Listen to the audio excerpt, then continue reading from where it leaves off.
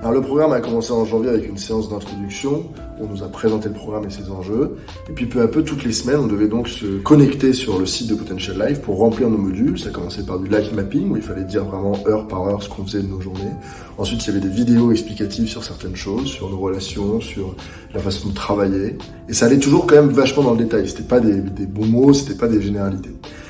Et peu à peu, il y avait aussi des réunions qui se sont mises en place entre les buddy groups. Ensuite, il y a eu d'autres séances plénières qui étaient toujours en ligne. Et à la fin, à la fin de tous les modules, il y a eu une séance finale où nous étions tous en présentiel, divisés par groupe, bien sûr, mais tous ensemble.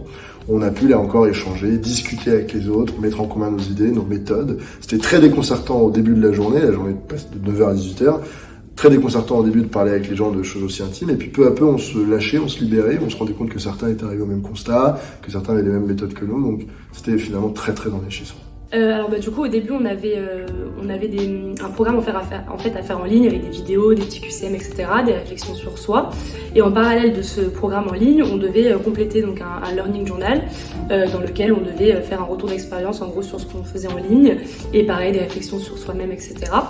Et en plus de ça, on a eu un temps fort, du coup une journée où on s'est réunis par petites équipes, etc., avec des personnes qui venaient animer du coup cette journée pour réfléchir ensemble à ce programme, pour échanger tous nos ressentis, pour aller plus loin aussi parce que du coup c'était des exercices différents en fait de ce qu'on avait pu faire en ligne et ce qu'on avait pu faire dans notre learning journal, donc c'était sympa.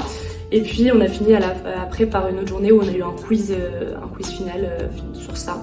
Et puis le learning journal a complété bien jusqu'au bout aussi après une conférence qu'on a eue ce dernier jour là où on a eu un quiz. Donc voilà, cette conférence nous a permis d'apporter encore d'autres choses sur le programme et donc on avait besoin de faire un petit retour d'expérience sur la conférence et sur l'ensemble du programme à la fin avant de rendre le learning journal.